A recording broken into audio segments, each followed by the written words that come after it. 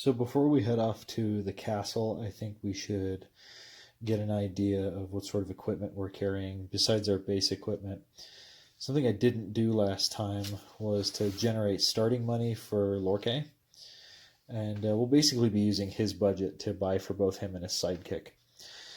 So, starting money, it says on page 10 here, it says that first level characters generally begin the game with 3d6 times 10 gold. So that's what we're going to do.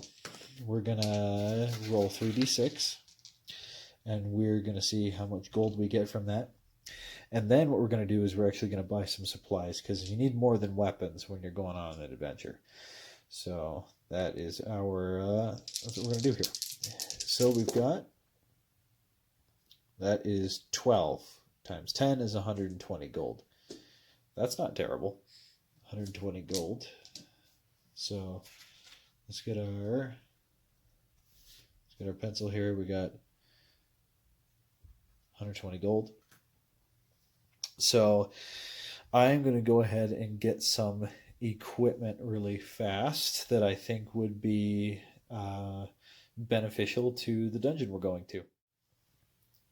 So just for fun, I went through and actually bought a bunch of equipment that they would get. He started with the Death Shroud. He started with his weapons and his grimoire. We ended up buying 3 holy water, a hooded lantern, 2 oil flasks, a small mirror, a grappling hook, 50 foot of silk rope, and a week's worth of dry rations, taking us from 120 to 52 gold. So I hope that was a worthwhile investment. I'm not really one to keep track of rations, but it might be interesting to try and find out. Now let's continue this story a little bit. It doesn't say much about getting there. I'm going to give it a quick skim so that we can get an idea of the distance and see how much of our resources were used on the way. Maybe a random encounter. Let's take a look. I couldn't find anything about the way to the dungeon. So what I've done here is I've just sort of said that we made it pretty easily. The locals knew the way. And here we are in front of the castle they were talking about. So what we're looking at here is we're looking at kind of a moat. It's filled with water. I assume this comes from the sea. The castle itself is on like an island, and what the characters can see here are kind of stone parapets which go up a couple of levels, and then peeking through are kind of arrow slats where things would arrows would be shot out of. So it says this is level 1. We are on area 1 of the level map, so let's go to area 1 in the book. It says this is the bridge. It says this is a high arched bridge, and it's very old but still appears to be sturdy and serviceable. Okay, so this is where DM yourself can get a little bit tricky, because you don't want to spoil things for yourself for too much of the story, but it says that there is something in the water. We need to roll to see if we came during the day or at night. So again, what we're going to do is the higher one, the blue one, is if that's higher, then we're at night. If the red one's higher, then we came during the day. Okay, we are here during the day, which I feel like is a good idea anyway. So, okay. It says that there's a giant water snake that lives under the bridge. It's not active at night, but if the bridge is crossed during the daylight, roll a morale check. On a success, the monster will attack, surprising on a 1 to 3 due to the ambush conditions. Okay, so morale. I gotta look up and see how morale works in basic fantasy again, and I'll be right back. Okay, so what it says about morale is that monsters will include a figure between 2 and 12, and to make a morale check, we roll 2d6. If it's equal to or less than the morale score, the monster or monsters will be willing to stand and fight. So I assume this morale score is this it's either an I or an L. I think it's an MI8. So that means if we roll 2d6 on an 8 or less, we're going to get attacked by a giant water snake. So let's break out 2d6 here and see what we get. 7. So yes, I believe we are attacked by a water snake. So we need to roll surprise. And on a 1 to 3, because of the ambush conditions, then we're surprised. 2. Yeah, we're surprised. So let's grab that water snake and let's set him up.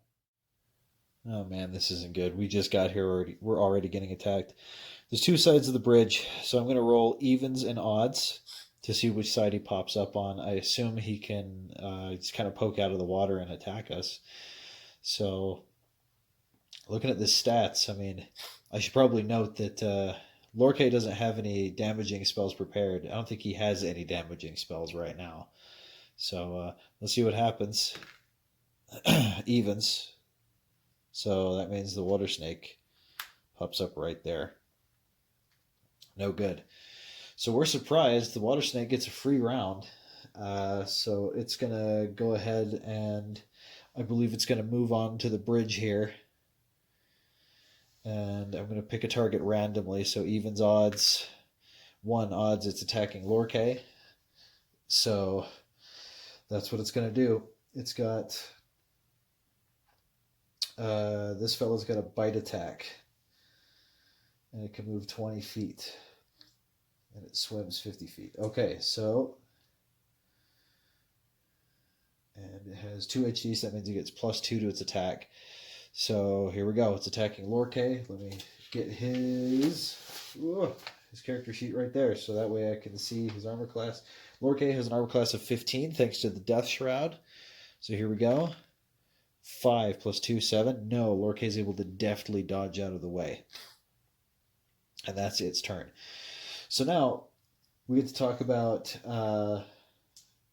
initiative in Basic Fantasy. So Basic Fantasy is not like the other games I typically play.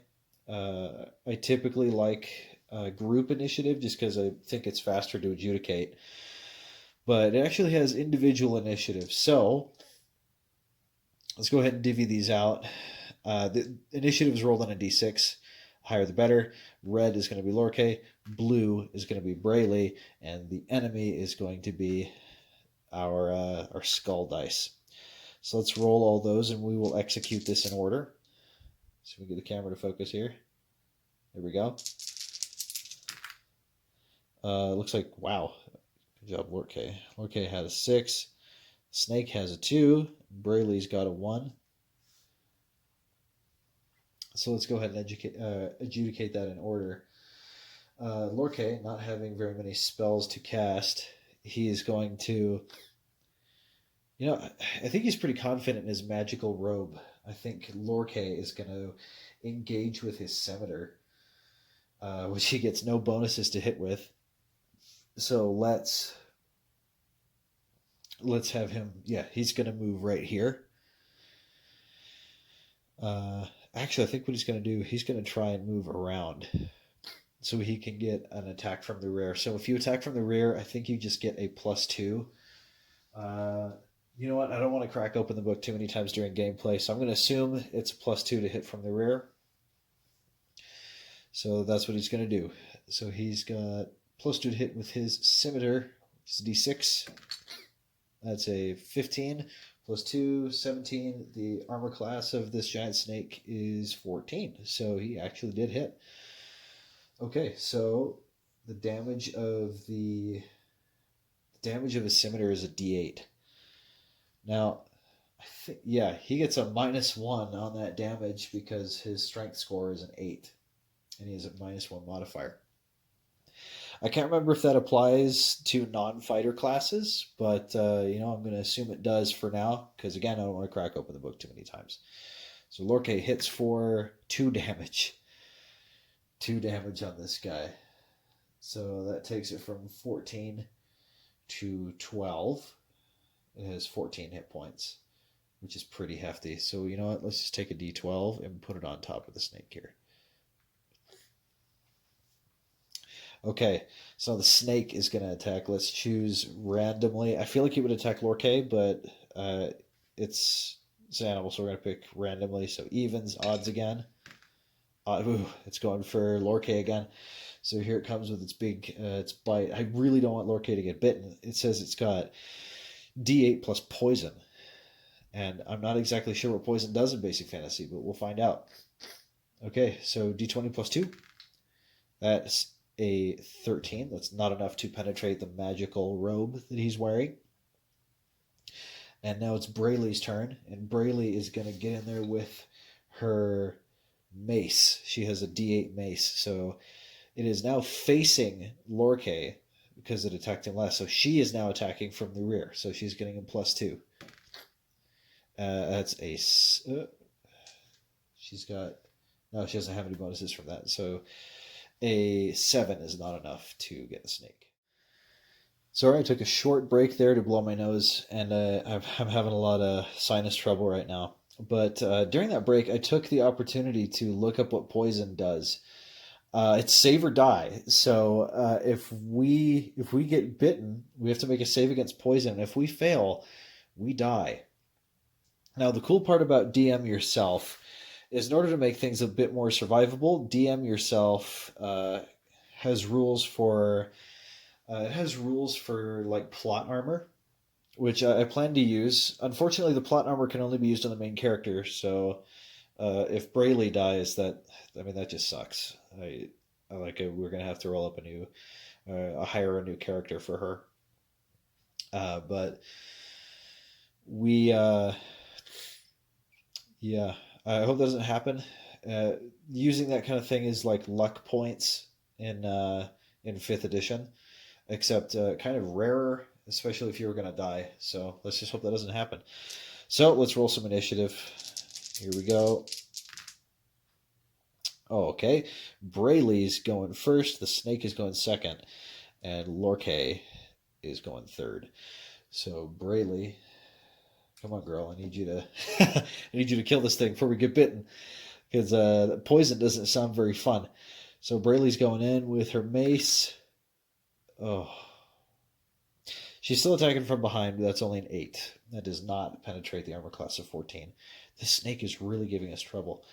I don't want to just like run to the door because I think it's just going to follow us and I don't know what's in there. So, okay, the snake is going to attack. Evens odds. Oh, we rolled a 1 again. It's attacking Lorkay again. Okay, here we go. Ugh. That's an 18. That hits. That hits. That sucks. So it does D8 plus poison. So first of all, before anything even happens, Lorkay is going to be taking D8 damage. He's got 12 maximum hit points. He takes a single damage. Okay, that's not so bad.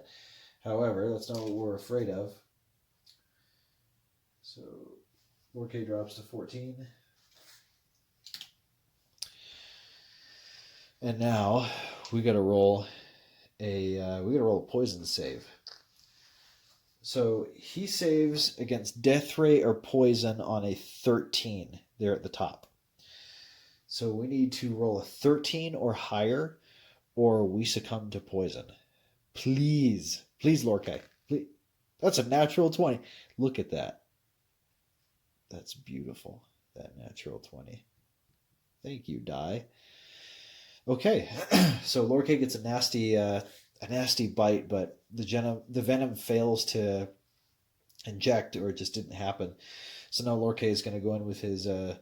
Actually, Lorkay is going to back off right here because that didn't feel very good. And instead of using any of his weapons, he is going to use his Caress of the Grave. So that's his ranged knot spell. So this thing has 2 hit die. It actually has to save against magic. Let's see, spells. It has to roll a 16 or higher to save against spells. Because it saves like a second level fighter. That's how that works in this game, is they save equivalent to a certain fighter level. says 2 HD. I assume, yeah, save fighter 2. It says right here in its stat block. So, and Brayley happens to be a second level fighter. So saving against spells is 16 or higher. And it rolled a 5. It did not save. And so Lorkay's Caress of the Grave spell does D3 damage. Did 1 damage to the snake. So it goes down to 11.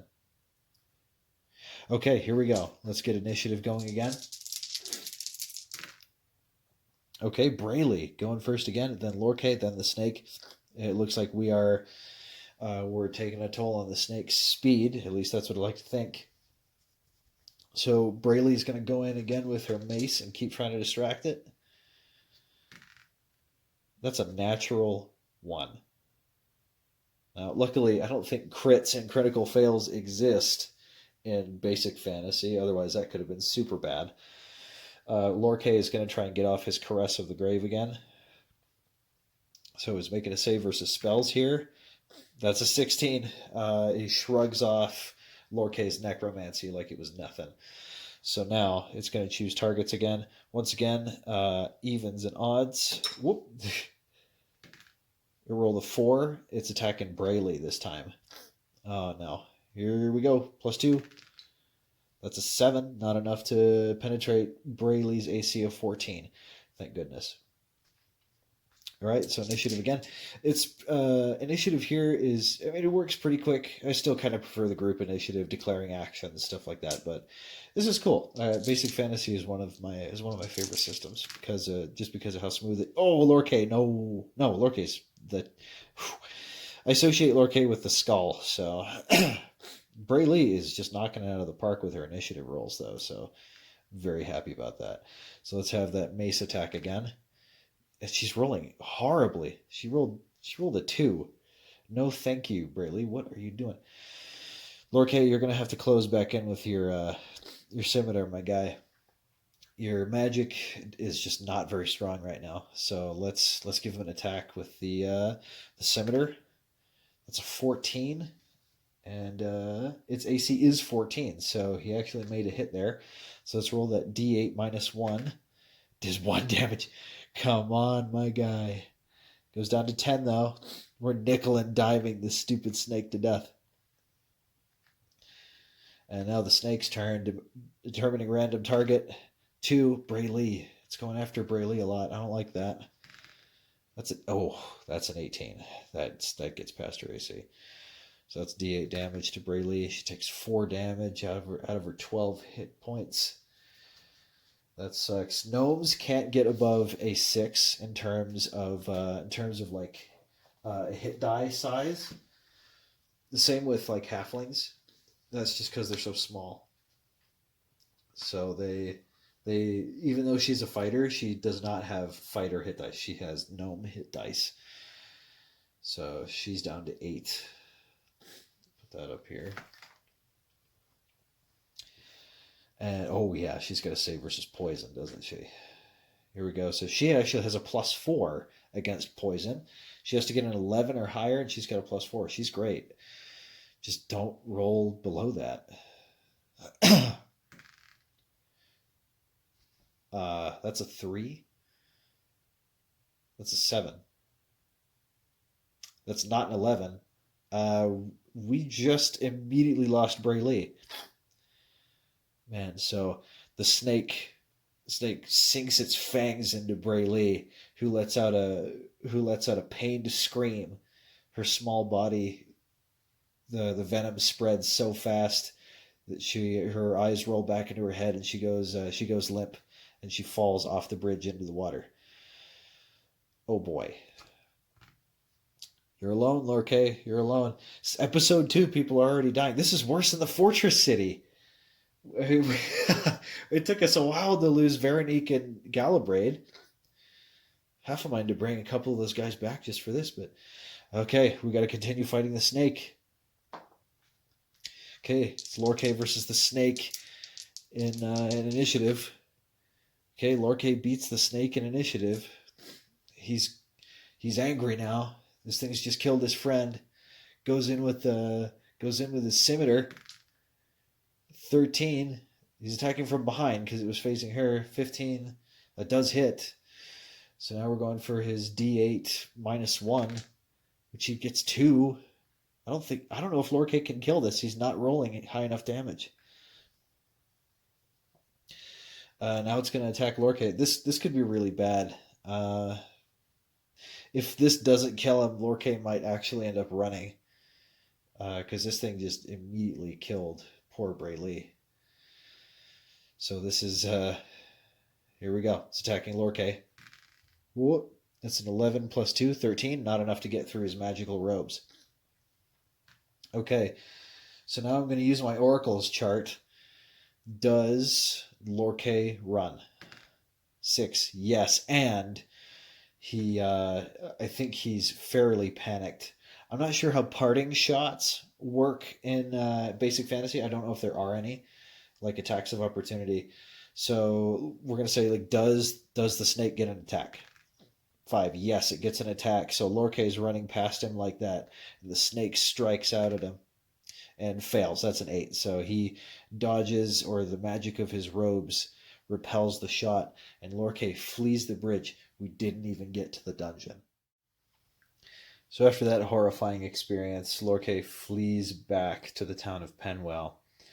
And he knows that in order to get back here, he's going to need some help. So that being said, we are going to try and find a new sidekick. And besides just the sidekick, it might also be good to try and get some hirelings, but we only have so much gold right now. So in order to get some more interesting hirelings that would make kind of, better characters for sidekicks, I'm going to bring in something I've been wanting to show off for a little while. And I have this book called Black Pudding Heavy Helping Volume 1. This is actually an assortment of short magazines called Black Pudding Magazine, and they've made this hardback print copy of the first four of these magazine releases. So specifically, what's in here, I'm going to talk about some of the contents of this in a later video, but specifically, we're going to be using a section of the book called the Meat Shields of the Bleeding. Or Meat Shields of the Bleeding Ox. That's what it's called. I couldn't read the OXC there. Just didn't register. So we're actually going to roll a D8. So there's 2 on the front page here and there's 6 here. The first, the number we roll in the first 8 entries is going to be the person that he meets, or the person who joins his party. So let's do that now, and then we can determine where to go from there. So we're going to roll a 6. So the first 2. 3, 4, 5, 6. Yarla of the Skull. She's a 3rd level fighter. So hey, it has her stats and everything. These are actually made for Labyrinth Lord. Somewhat ironically, seeing as we left Labyrinth Lord to come and play Swords and Wizardry for a while. So Yarla of the Skull is going to be our new party member. I'm not sure when or how we meet her yet. I think we'll probably discuss that in the next one. But let's take a look at what she's got here. She's got 16 strength, 13 dexterity, 16 con. Wow, she is great. Unfortunately, she has about as low of charisma as Lorkay here. Let's see, what has she got? She's got a Moon Shield +2, grants +1 to hit, damage, or AC under the light of the moon. She has the Skull of the Skull, radiates fear once per day. She's got a battle axe, leather, a dagger, cloak, deer jerky, beer, water, and 2 torches. So she's a lot more prepared than we are right now. So I think she's going to have to do. So let's take a look also at the other hirelings that we could potentially get. In the core book here, we've got a nice list of hirelings that we can get. I'm not exactly sure, what the likelihood of finding a lot of these guys would be in a place like Penwell. I assume a lot of it's going to be like the basic races. So like humans, elves, halflings, dwarves, stuff like that. I don't think we're going to find orcs or anything like that, like it says here. Um, so I guess I'll roll. Let's see. What do we got here? Human, elf, dwarf, and I don't see any halflings. So let's roll a d3 on a 1. It's a what? That's going to be hard because these guys actually have costs. So maybe we can role play that out, and we can. Well, first let's see. Yeah, you know what? Let's do the D3 thing. Let's see who we encounter. So 1 and a 2 is going to be a dwarf. 3 or 4 is going to be a human, and a 5 and a 6 is going to be an elf. You couldn't see that. 5 and that's a 5. So we've got an elf. So let's see here. We're going to probably be going for the cheaper range, yeah. So let's go 1, 2, 3, 4, 5, 6. So it's either going to be a light foot, a heavy foot, or an archer. 1. So we have an elf lightfoot. That's going to be 8 gold. All right. So let's go and write up some of these NPCs, and we'll come back and we might try this again. Hopefully, our new companion can really help us get through.